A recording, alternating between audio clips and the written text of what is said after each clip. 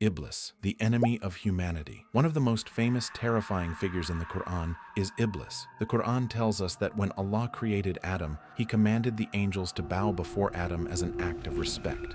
Everyone obeyed except Iblis. Iblis refused because of arrogance. Qur'an 2:34.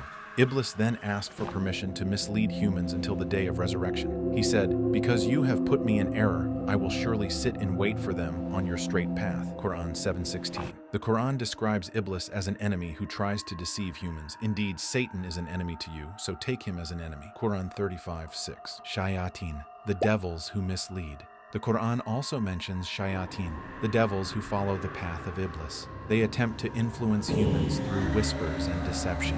Allah says, "Who whispers into the breasts of mankind." Qur'an 114:5. The Qur'an warns that devils can inspire false ideas and wrongdoing.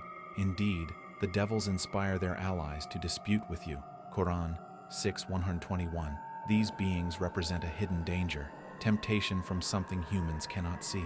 Jinn, beings created from fire. The Qur'an describes another unseen creation, the Jinn.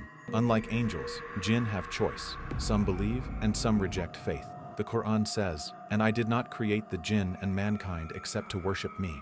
Qur'an 51:56. The Qur'an also explains their origin. "And He created the Jinn from a smokeless flame of fire." Qur'an 55:15. The Qur'an explains that Jinn are not all the same. Some are righteous, while others choose a path of rebellion and wrongdoing. Allah says, "And among us are the righteous, and among us are others who are otherwise." Qur'an 72:11. The Qur'an also mentions that when some Jinn heard the Qur'an, they believed and accepted it, while others remained unjust. "And among us are Muslims, and among us are those who are unjust." Qur'an 72:14. This shows that Islam does not describe all Jinn as evil. Like humans, they have choices. Some follow what is right, while others can become rebellious and harmful. Zabaniyah, the terrifying guardians of hell. Among the most frightening beings mentioned in the Qur'an are the guardians of hell. When a person rejects the truth and acts with arrogance, the Qur'an describes the consequences of their actions and mentions the Zabaniyah. Allah says, "Then let him call his associates. We will call the angels of hell." Qur'an 96:17-18. The Arabic word used is Zabaniyah, which refers to the powerful guardians of hell.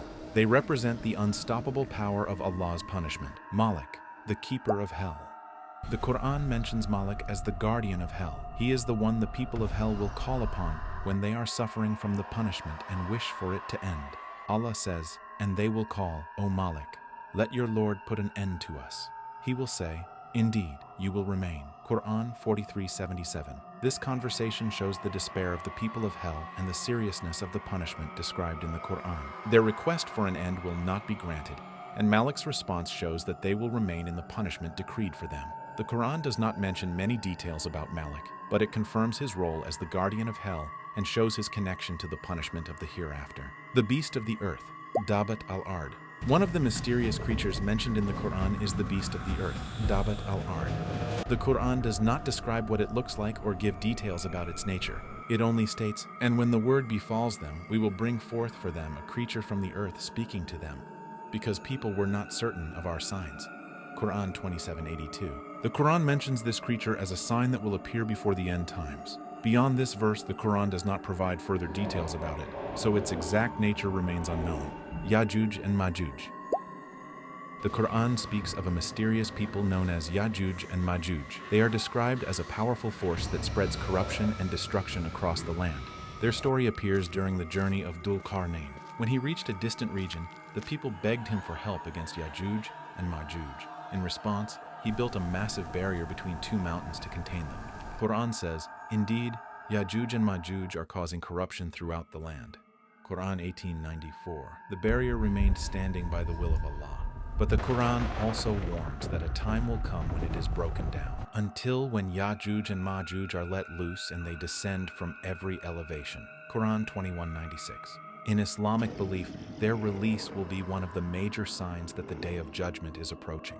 If you liked the video, please like, comment, share, and subscribe for more.